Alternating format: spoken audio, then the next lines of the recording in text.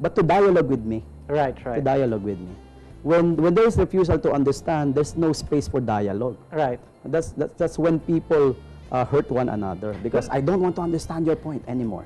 Let's talk about the importance of spirituality in the workplace. I made actually a paper in that, a paper about that.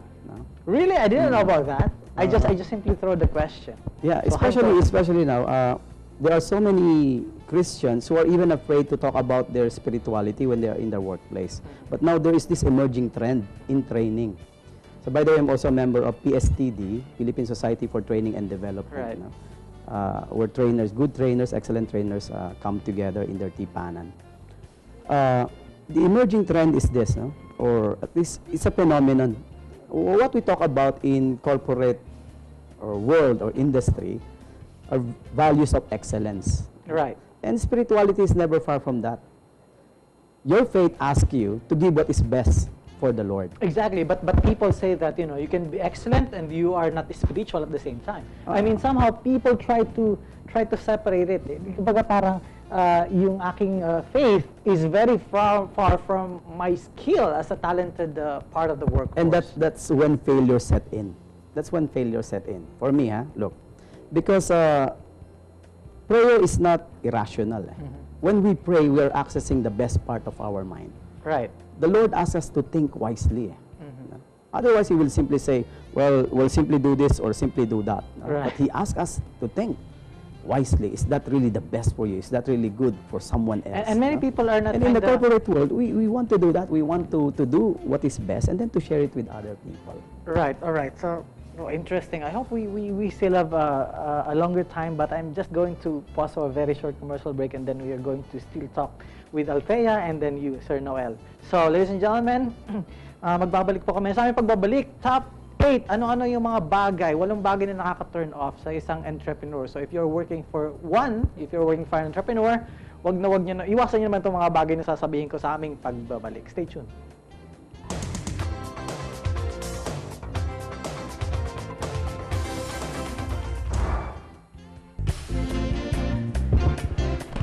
Ladies and gentlemen, welcome back to Creative Business. And in my top 8 today, ladies and gentlemen, 8 bagay na medyo inisan ng konti ng entrepreneur. So if you're working for somebody else, tingnan po ninyo itong 8 bagay nito. Number 1, kapag ka po kayo ay laging late.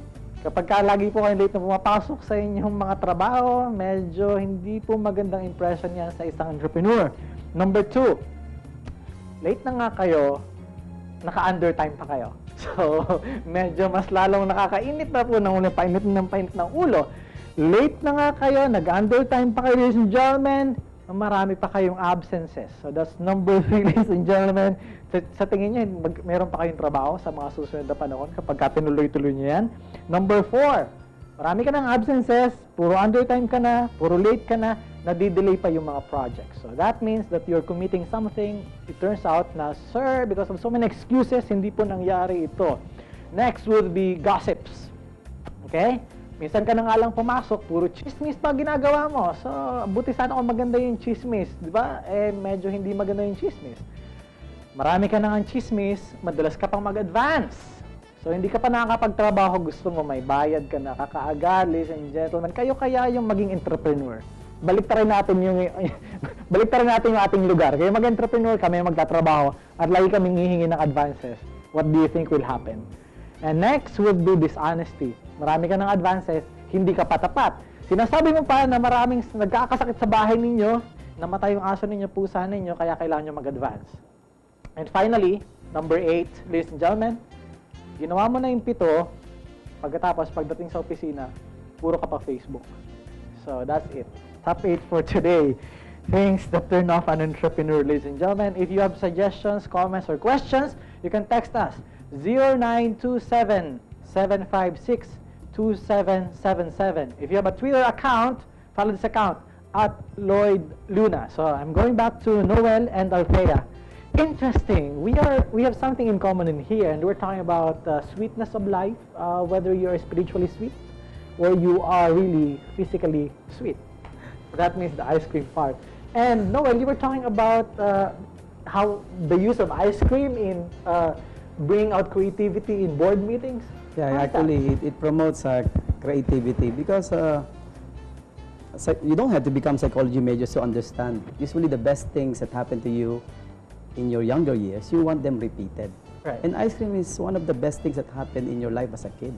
Yeah, it Yeah. really makes you feel younger. Really? Yes, yes. It eases up people. So in board meetings, we don't want meetings, diba, ending up or at least ensuing in brainstorming lang lagi tapos galit ang mga tao. When you introduce ice cream, diba, parang they become more Relax. relaxed. Medyo lumalambot sila, no? So- Malambot, and then they become creative. and that's actually based on a certain study? yes, there's a study about that.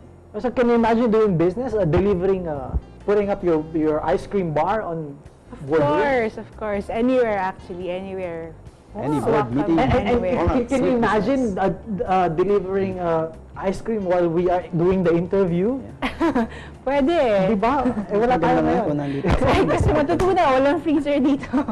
Di ba parang maganda yung discussion dapat? Oo. Kasi usually yan, they put coffee or water, di ba? So ngayon ice cream na, no? Wala kayong freezer dito eh. Matutunan pag dinala ko. Okay, sige. Parang sa ulo dyan sa De Bono hats, diba? Sa De Bono hats, it is now emerging trend in training, ganon. You put a hat that asks you to be creative, you put a hat that asks you to be like this. No, this is Parang not- ganun din. this is not sa the Harry ice cream, Potter. mas maganda to. This is not the Harry Potter No.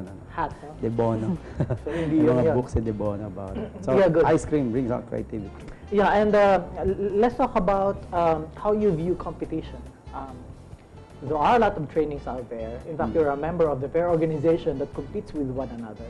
We have to do not Probably compete. no? compliments. What do you think As about I said a while ago, sir, we become violent only when we refuse to understand. that? Okay, and you understand People are necessarily different, and because of our differences, that's how we enrich our experience. that. And therefore, we don't really compete because we are different. We do not necessarily compete. No? Kumbaga, we wet each other. Kumbaga, we polish each other. So by quote unquote competition, you polish you polish each other. As rationalists would say it, allow the best argument prevail. Minsan kasi, di ba, when you are too attached to a person, kahit na minsan umalis na yung tao dahil may bago, you do not accept the person. Dahil you were so attached to your former boss, former colleague, former friend. Yeah, let's talk about that. I Parang mean, when you ganun. left advertising Yes.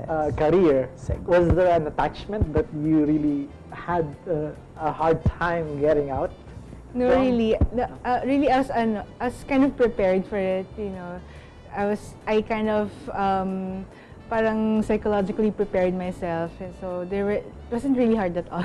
Okay, so not hard at all. But Yes. I'm sure dun sa mga tao, sometimes really they cling onto something. Stubbornly. Right, and that's very, very hard. So,